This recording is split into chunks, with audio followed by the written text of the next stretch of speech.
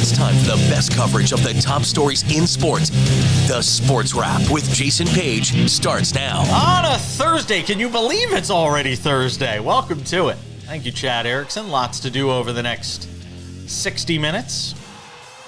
David Aardsma will drop by, former MLB reliever, because it's spring training, baby. I got to get somebody on my side for the automatic ball strike. If you've missed it this week, I've been trying to sell anybody. I've been trying to sell anybody on this show on the idea of the ABS being a great thing for baseball. Sam has already crushed it. And Vlad, who came on the show yesterday, who I thought would be on my side, said he hated it too. So nobody likes it. Maybe David Aardsma does.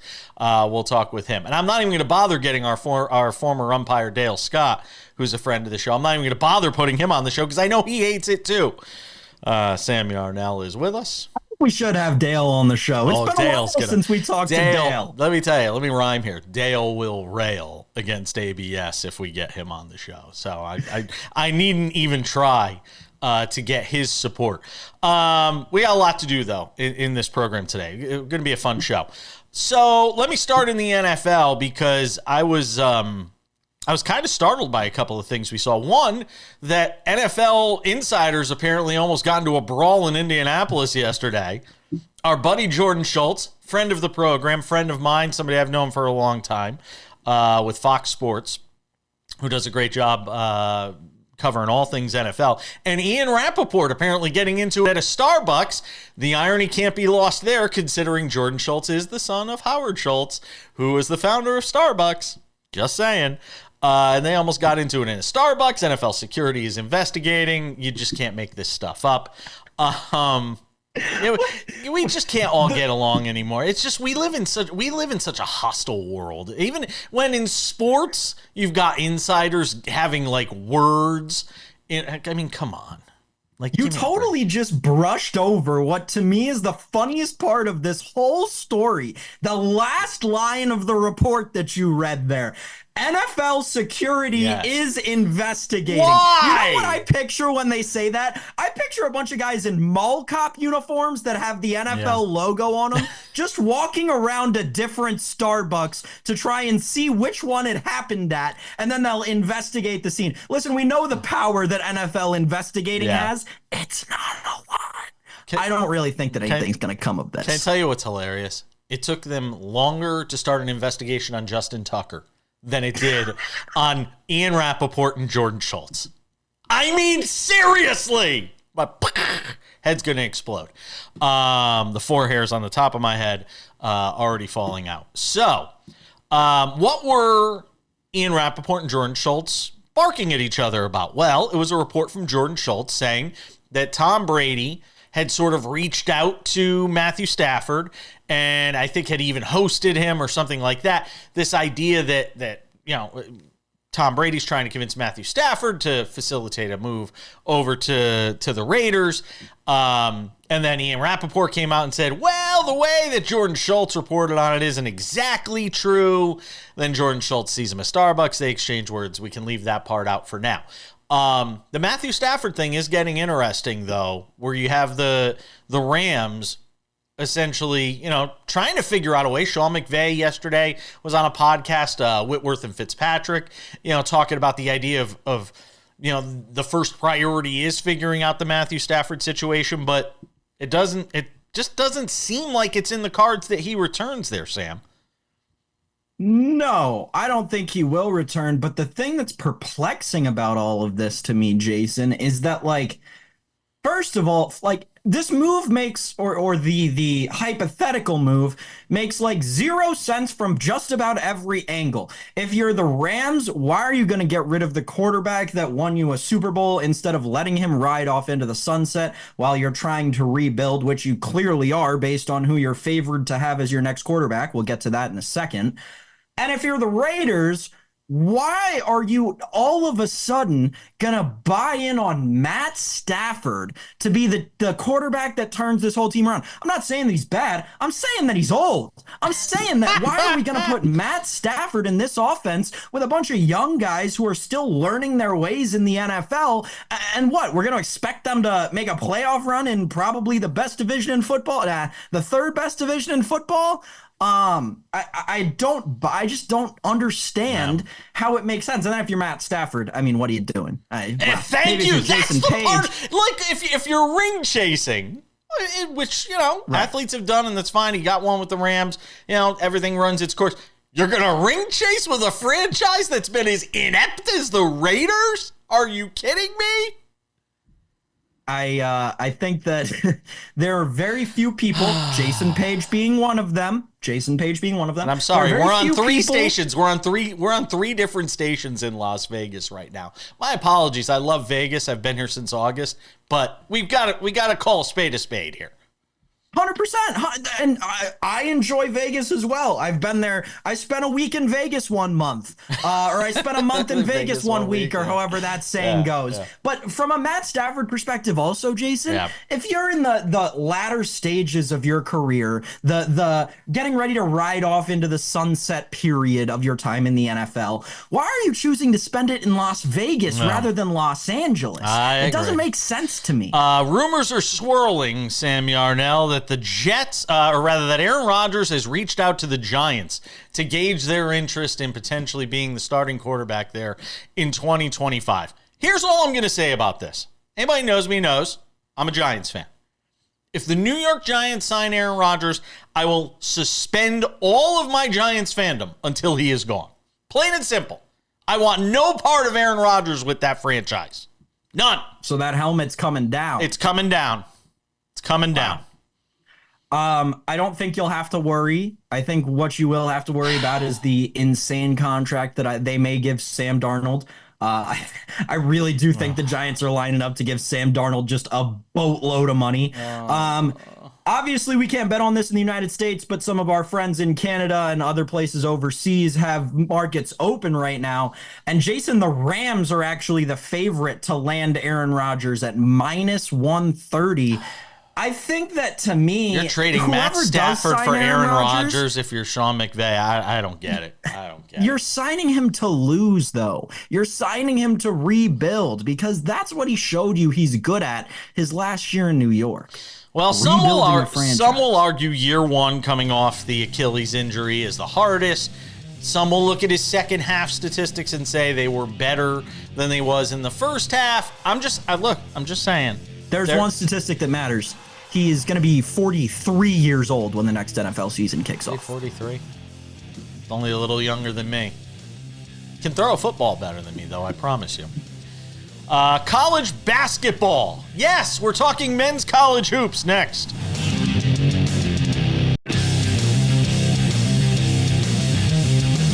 Coming up in 10 minutes, let's talk some baseball with David Aardsma, former MLB reliever, our closer, friend of the program. I want to ask him about Mike Trout. Hit his first home run of the spring. Might have been his first hit of the spring. I mean, they've only played a few games. But I want to ask him about that. See if he'll take my side on the automatic ball strike challenge system as well. Somebody's got to have my back on this. But let's talk some men's college hoops for a couple of minutes here. Sam Yar. Now, we haven't done a lot of it because, honestly, I don't care until we get to like February and March in conference tournaments in the NCAA tournament. I just can't be bothered. There's too many other things going on. It's all exhibition games until we get to the conference tournament schedule, as far as I'm concerned. That being said, and we've talked about it sparingly throughout the season, what Rick Pitino has done at St. John's needs to be celebrated. And I'm not a Rick Pitino guy. I thought sort of the way he handled himself, in the past in certain situations, and we don't need to go through all of those situations, wasn't necessarily the greatest. But the guy got a second chance. Got a second chance at Iona, and then he got another opportunity, to coach a big-time program in St. John's. And what he has done with the Red Storm, where that program has been, you think of the Mike Jarvis years and sort of everything that's come and gone at St. John's, really since the end of Lou Carnesecca, to where that program is now under Rick Pitino. I don't think we can celebrate enough what he has done for college basketball in the city of New York. It has been huge, no doubt. On a personal level. And by the way, real quick, the reason we're celebrating him is he just won the regular season the Big East championship. Yes. Sorry. Right. Go ahead. He is now the first coach in NCAA men's basketball history to win a share of a conference title with 5 different schools. 5. BU, Kentucky, insane. Louisville, Iona, and now St. John's. I get that there are people out there that don't like him because of what he did or don't agree with certain practices of his, whatever. Yep. What you can't deny is greatness. And that is what we are witnessing with Rick Pitino. Yep. In so many facets, not only on the floor with the X's and the O's and the Jimmies and the Joes and all that stuff, Rick Pitino has transformed the entire program at St. John's. Right. I remember when I was in college and Pitino was at Iona and St. John's was kind of in that lull that Jason had just talked about. When I was in college at New York, everyone talked about Iona. Why? Rick Pitino was there and he was changing the culture and everybody knew it. And then he went and did the same thing at St. John's, and those people are noticing the same thing about St. John's. This is the Pitino effect, right? This is what he does. He goes into these places that just need a little bit of a culture shock, and when they're good enough, he freaking wins a national championship. I'm looking at you, Louisville. So as much as I completely understand it out, that there are people who are completely justified in their dislike of Rick Pitino or their disagreements with his coaching styles, what you can't disagree with is that he is one of the all-time greats in terms of coaching college basketball. He's got to be up there with Mike Krzyzewski and Jim Boeheim and all the other, Mount Rushmore caliber coaches we talk about. I agree. And to have been able to do it through, different iterations of college basketball, there's no question. He deserves all the accolades he could possibly get. What might have been the shot of the year in college basketball, we'll get to that in just a moment after a word from our friends at Credit Associates. Are you $10,000 or more in credit card debt, in over your head trying to make monthly payments? Well, there's a powerful debt relief program that credit card companies don't want you to know about. Overcome the debt trap of multiple credit cards, high payments, and high interest rates that keep you in debt for decades with one affordable low monthly payment. Credit Associates Debt Relief Program can help you resolve your debt in as little as 24 to 36 months, and that'll save you thousands of dollars and decades in debt. Find out how much you could save. Call 1-800-747-5362. That's 1-800-747-5362. It's half-February. Call our friends at Credit Associates or scan the QR code below. Sam Yarnell. Shot of the year in college basketball. Michigan State might have it. Watch. 3. Call or no. Holloman looks the clock. Half court for the win. Oh my goodness. Holloman from half court to win it on the road.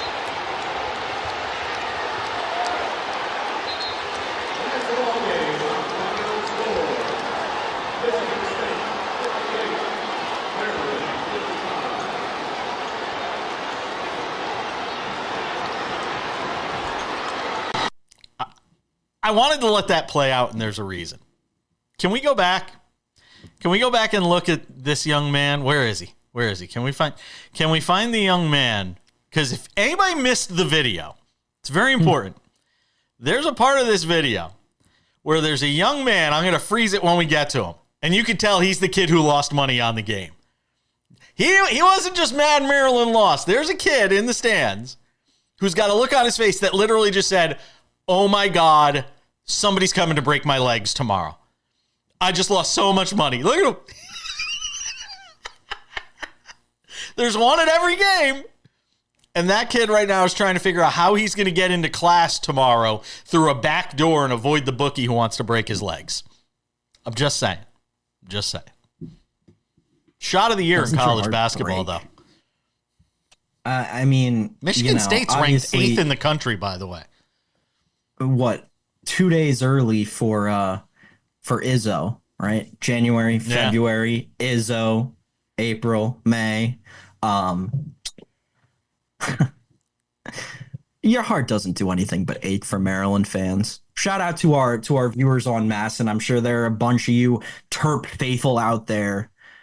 That team has so much promise this year. That Maryland team is so good this year. And to lose a game like that this late in the season, it's heartbreaking and it's season altering, Jason Page. You could almost read this kid's lips. Oh my God, I just lost so much money. Oh my God, I lost so much money. It's just, I hate to take joy in somebody else's misery, but when you know, because we've all been there. We've all been there. Some of us more recently than others. Just saying. Thanks, Kansas City. Appreciate that Super Bowl performance.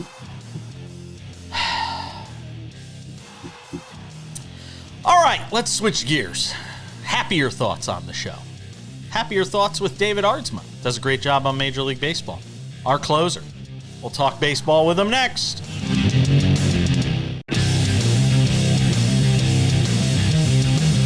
All right, segment 3 on this Thursday edition of Sports Wrap. I got 2 days of the week. I mean, I love every day of the week, but 2 of my favorite days of the week. Wednesdays, because Sam is off. No, I'm just kidding.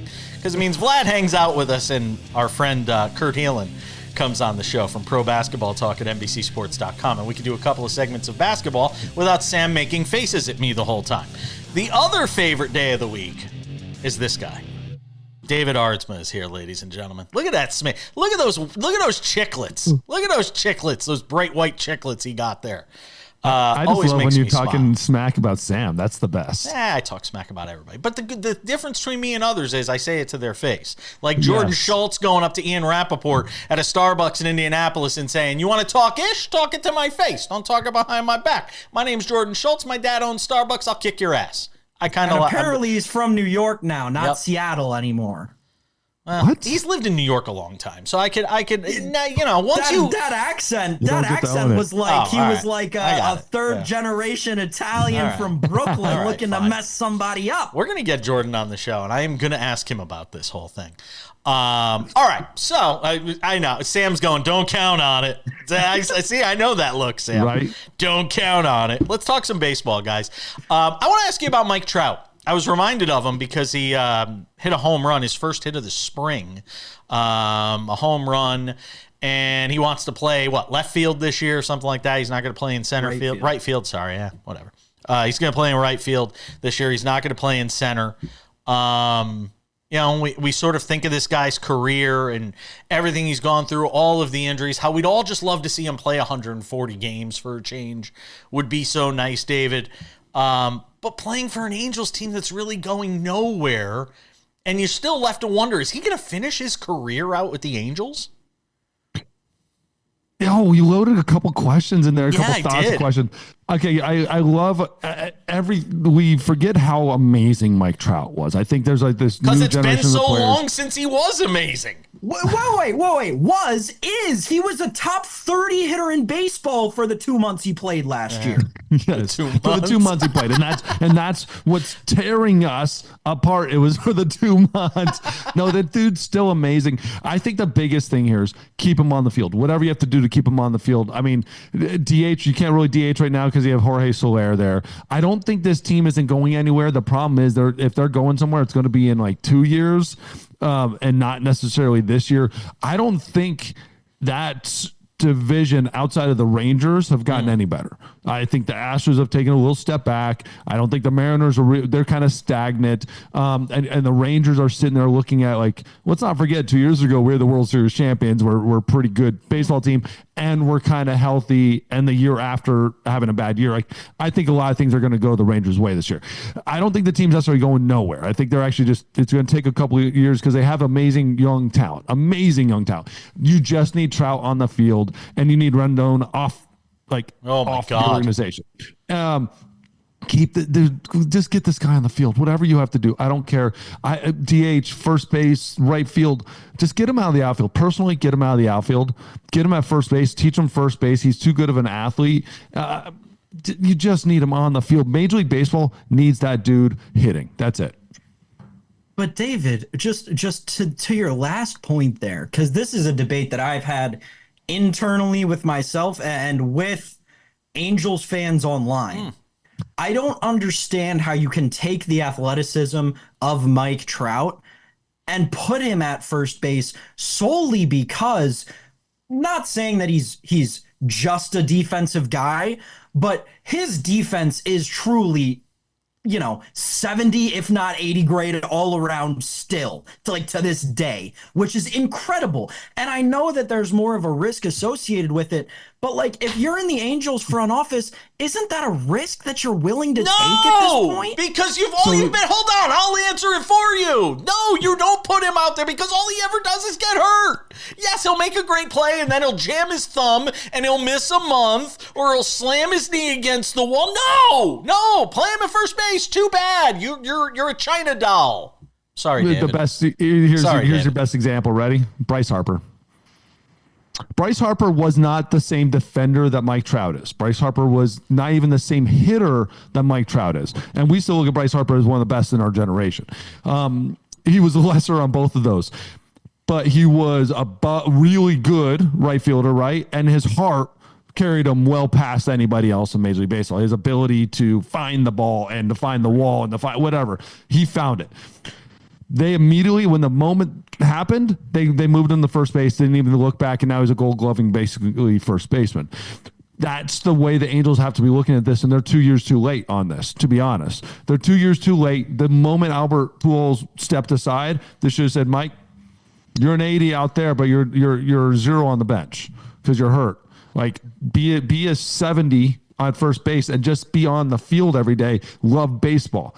And that's their problem, is they're so scared to have that conversation. The real conversation needs to happen, and just take the reins from them and say, no, you're a first baseman because your value is hitting is so far beyond what gives me in right field. Dude, I can find a center fielder. I can find a right fielder that can defend. I can't find Mike Trout.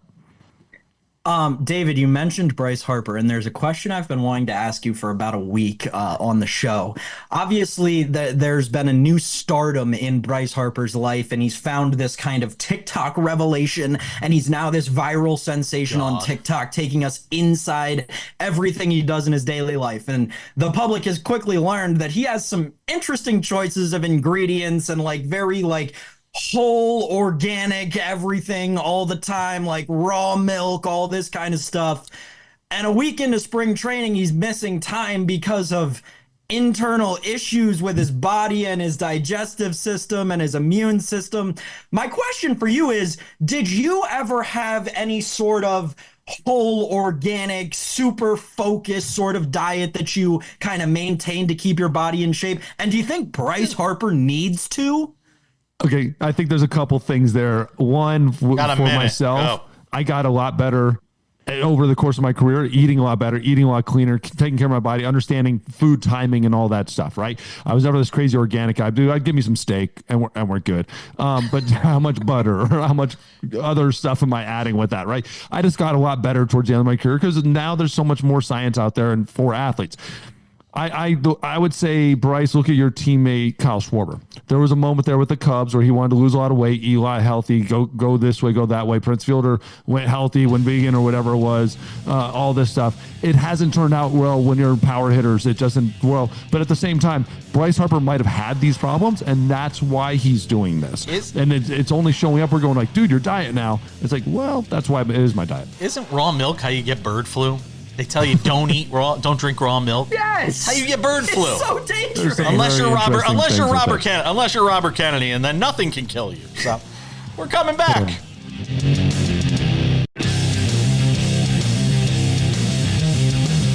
Sometimes the show off the air is better than the one on it. Not gonna lie. Having some fun with our guest David Aardsma, former MLB reliever, and Sammy Arnell, who's a former club baseball player at Hofstra. Something like that. The club Some team. awards back there, maybe. Yeah. What, Sam? Sam, your mic's off. It actually works better with your mic off, Sam. I actually like you better with the mic off. And just, oh my gosh, I turned my freaking mic off because I was so upset about you talking about. I was a regional champion, Jason Page, my freshman year, albeit. So I'll take my props now, please. Right. Yeah. Okay. I need somebody on my side, David, and I'm hoping it's you. I've had Sam on this week, 2 days. I tried to convince him ABS is great. I had Vlad on the show yesterday, who sits in for Sam on Wednesdays, trying to convince him ABS is great. He hates it. Are you going to be the one that's on my side that says ABS, let's get it going. Forget waiting till 2026. We need it now. Okay, I want to know why, Sam. Why do you hate it? So here's my thing. Give the Cliff Notes version. Yeah, we don't need the whole 7 minutes of it. Version, let's go. Because you'll understand the baseball terminology. You're changing pitching to throwing. You're making guys try to hit a strike zone that is finite, but not actually finite, apparently, because they can't get the rules right. And apparently now the ABS system changes at batter to batter. It should. And instead of, I don't disagree, but instead of, David, what you throughout your career became so accustomed to with changing eye levels, both for, and this is a thing that people don't understand, the batter and the umpire, has now been completely taken away. Framing, completely out of the game. Presentation of a pitch, half of what defensive catching is, completely eliminated from baseball. It's changing the very fabric of the game that we know and love and have known and loved for over 100 years. We did that with all these other rule changes already. What's one more? Go ahead, David. ABS system needs to be used in very limited quantity. I actually really like the ABS system. I like the idea of getting it better in the most important moments of the game. I don't like it first pitch of the game. I actually think it was the funniest thing that Max Muncy wasn't supposed to ask for a pitch, and then it comes to the first pitch with Max Muncy. I think that's one of the funniest things of all time. I think what it does is what hitters are going to realize. There's a lot more strikes out there for pitchers. You're not going to like a lot of these calls, and you've been getting a lot more calls towards the hitter's way over the history of baseball than towards the pitcher's way, and they're not going to like it. What I don't like is that they redefine the strike zone. I don't like that. The 55.3% of the, or 53.5% of the height of the batter in the stance is below the belly button. That's the top of the zone. I think that's the biggest crap, because the Major League Baseball, what's written is basically right mid-chest at your nipples. Let's just call it what it is. And it's just absolute crap that it's basically lowered almost 8 inches, and they're taking that completely away within, and that's against the rules. Fine. But I love when it just touches one little bit of the strike zone. It's a strike. Suck it. It just is what it is. I like, though, in very limited times, Major League Baseball umpires are really good. The problem with Sam is that when we've had this system and the umpire's been graded on it, it's taken away a lot of that stuff anyways. And we can still change eye levels and stuff for the hitters, because either way, we're still trying to get them to swing and miss. The take and strike is the icing on the cake. The swing and the miss is what is baseball. Look at that look. Look at that. That's the look of defeat. That's the look of defeat. I love it. No. Sign me up. David's right. Let's right. Go. It's not the look of defeat. It's the look of disappointment. Because while I don't necessarily disagree with your points, David, I think that the way that they've implemented this and the system that they are perpetuating is not the best like what you talked about, and maybe using it, let's use it 7th inning and on, right? Everyone, you can challenge one pitch an inning, 7th inning and on. Go ahead. That's fine. But we've had so many of these challenges come in the 2nd inning, the 3rd inning, the 4th inning. And while I know in the grand scheme of things, right, 10, 15 seconds a pitch times, we'll call it max 15 pitches a game, right? You're adding a small amount of time to a long game. However, at this juncture where we're at in the timeline of baseball, where we finally made games this short and starting to draw people back in to wanting to watch baseball because of this concise product, we're now going to put these elongated, very boring 15-second additions in. It's not even 15. It might be 10 times. It might be 10 seconds. And look, at the end of the day, I don't want the bat taken out of the best player's hands. And we see it happen too many times in this game because umpires don't know where the hell the strike zone is. Yeah, I just don't. I want it. I don't want it 10 times.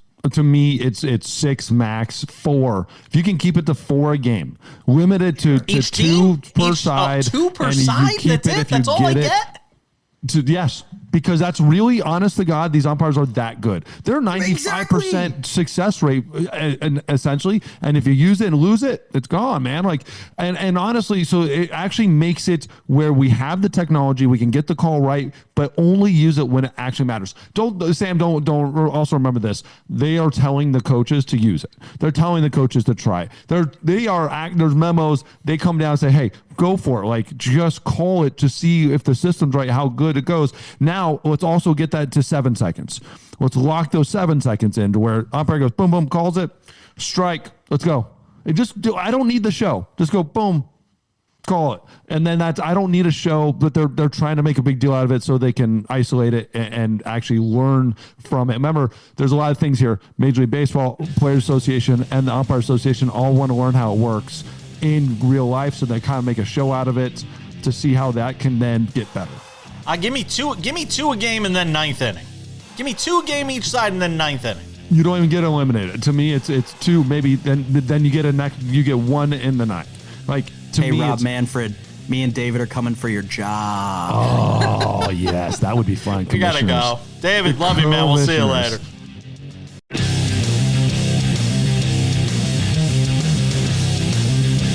All right, Odds and Ends wraps it up in 10 minutes.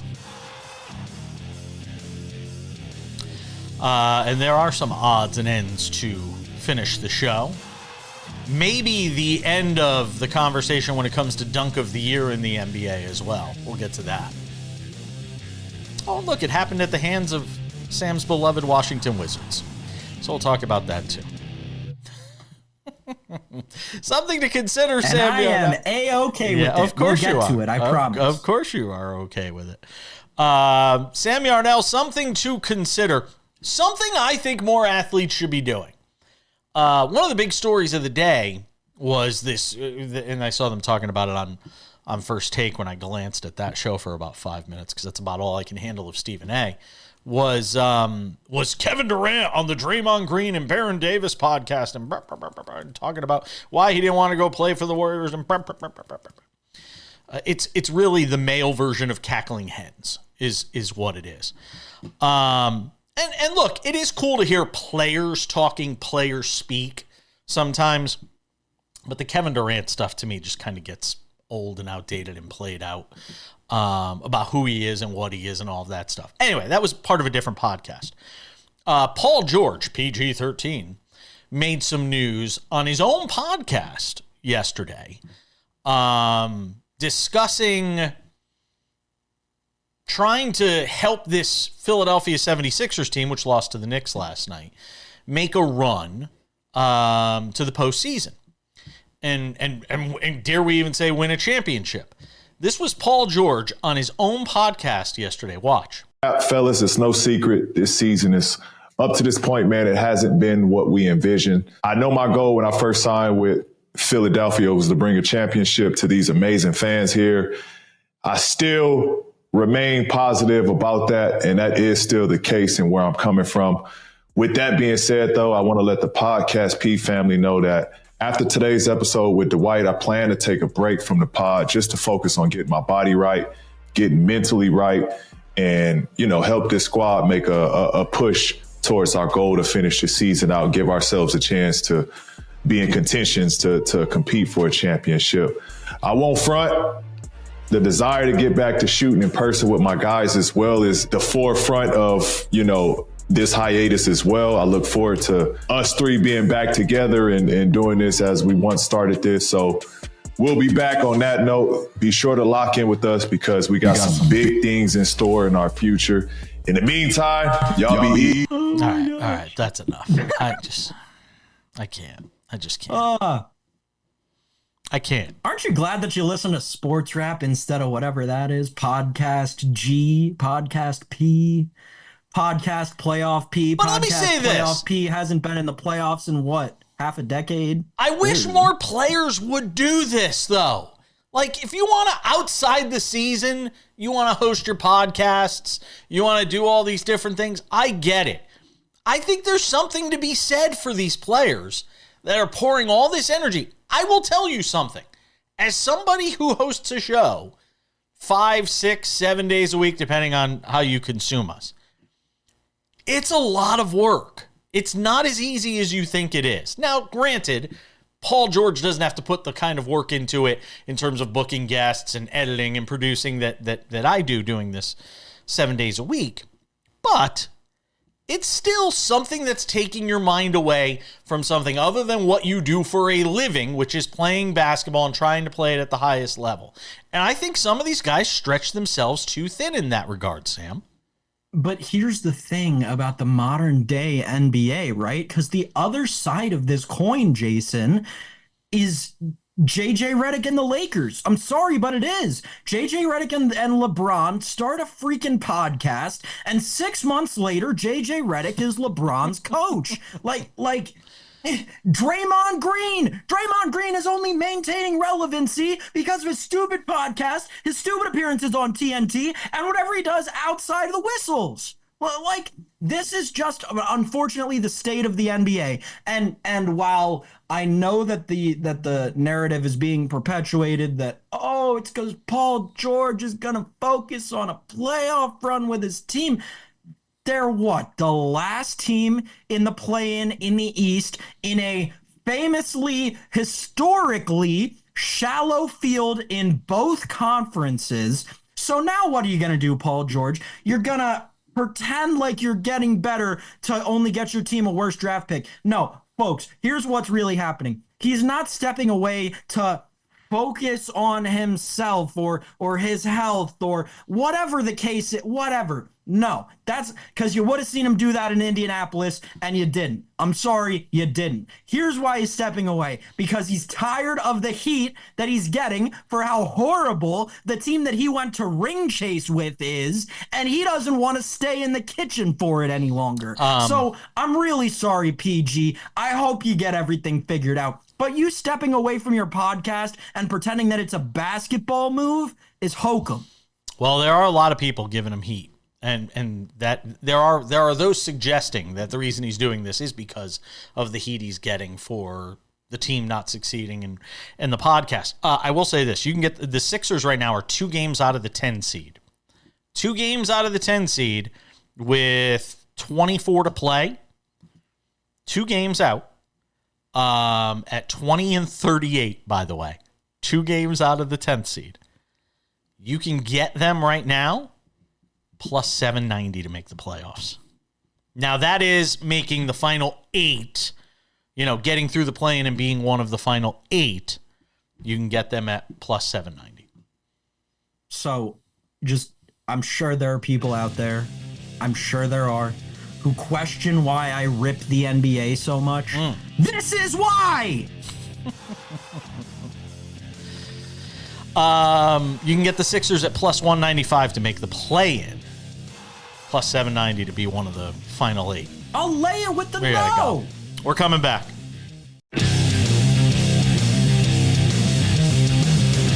All right, just about time to put the wraps on this baby for a Thursday. Tomorrow is Friday. And that means Robert Littal is scheduled to join us. Now, he's missed the last 3 weeks. 2 weeks were his fault, 1 was my fault. He should be here tomorrow. Founder of Black Sports Online. Tino Pitino will be here because it's a NASCAR Friday. We'll talk to him about all things NASCAR. Reminder, make sure to check out the podcast. More and more apparently are each and every day. SportsWrap with Jason Page podcast. You can listen to it or watch it on Spotify, and you can listen to it everywhere else you get your podcasts. iHeartRadio, TuneIn, Odyssey, Amazon, Apple Podcasts, YouTube Podcasts, you name it. We are on all of them. Without any further delay, time for some odds and ends. Presented by our friends at Credit Associates. Did you see Jalen Brunson last night just dominating late? taking a victory away from the Philadelphia 76ers, and they need all the ones they can get. Hey, the Knicks can at least beat the 76ers. They can't beat anybody else, but at least they can beat the 76ers. Blocking the 76ers potentially from making the playoffs with that win. Are you $10,000 or more in credit card debt? Is your credit card debt blocking you right now? In over your head trying to make monthly payments? Well, the Sixers are certainly in over their heads these days. Well, there's a powerful debt relief program the credit card companies don't want you to know about. Overcome the debt trap of multiple credit cards, high payments, and high interest rates that keep you in debt for decades. And you can do it with one affordable low monthly payment. Credit Associates Debt Relief Program can help you resolve your debt in as little as 24 to 36 months, and that'll save you thousands of dollars and decades in debt. Find out how much you could save right now. Call 1-800-747-5362, 1-800-747-5362 in this half-uary, or just scan the QR code below. How did I miss this video, which is apparently a year old? I had to show this to people because I saw it on my timeline today. And this is why every NFL team should just hire sumo wrestlers to be offensive linemen. Micah Parsons trying to wrestle or get himself by a sumo wrestler. And the sumo wrestler is literally laughing at Micah Parsons as Micah Parsons tries to drive through the sumo wrestler. I mean, need I say anything more? Every team should go out and sign a sumo wrestler to be on their offensive line, Sam Yarnell. Yeah, no, they shouldn't. Because there's so much more that goes into being an offensive lineman than just what you saw that sumo wrestler do to Micah Parsons. When I saw this video, though, I definitely it gave me, I don't want to say a newfound respect, because it's not that I didn't respect them before. Yeah. But like maybe a newfound appreciation for the sport of sumo wrestling. Like, my goodness, I don't know if you scrolled through the replies, because I know a bunch of different people resurfaced this video yesterday that happened in like May of last year when a bunch of them went over to Asia. But in the replies, people are sending all these videos of Micah Parsons absolutely dominating offensive linemen off the ball. And it's like, these sumo wrestlers, he's got to be twice as strong as the average NFL right tackle. Yep. Now, obviously, you know, sumo wrestlers going to have a lot of trouble getting up to the line, right? They're not the most agile, quickest guys. So if you're running the hurry-up offense, you might have to put in a couple of subs. And, you know, sumo wrestlers also maybe not the quickest reaction time to a snap. So at the end of the day, it's an interesting proposition for sure. And these videos are great. Let's send entire D-lines over there to do training. I don't know if you can bring them back to try and translate their sport to ours, though. Watch this space when it comes to this story involving Abdul Carter, because I don't know if any of us are sure what's going to happen with it. Stress foot reaction. Remains to be seen if he's going to have surgery. Keep an eye on that. Last but not least, maybe the dunk of the year in the NBA. Give it to me. Going lefty, blocked away by Sharp. It's recovered by Simons. Advanced to Grant. In he comes outside to Simons. Simons handling beyond the three-point arc. Met by Smart. 16 to shoot. Screen set by Walker. Simons drifts to the baseline. Took a hard hit. And I'm not sure what they were looking at. Outlet pass grabbed by Smart. Oh, Shaden Sharp cocked it back. A vicious right hand. Foul. Shaden Sharp's got such athleticism. How good was that? Wow. Shaden Sharp. No. Posterizing the Wizards. It was fine, but clearly everyone's forgetting who, who was it? Was it Champagne? Was it LeBron? Was it LeBron over Zach Edey in like the second week of the season? Listen, we have recency bias when these things kind of happen. And this one is vicious, though. This is I don't vicious. know. It's not Dunk of the Year candidate, though. Like when you think of Dunk of the Year, sure, it's a great poster. And listen, as a Wizards fan, I'm extra appreciative of it because it was one basket closer to Ace Bailey in a DC uniform. But I don't know, man. Like, if you're going to get the Dunk of the Year, you got to catch more than one body. Wow. And you got to maintain your feet. He didn't even stay on his feet after he dunked the ball. Ace Bailey. Why not Cooper Flagg, by the way?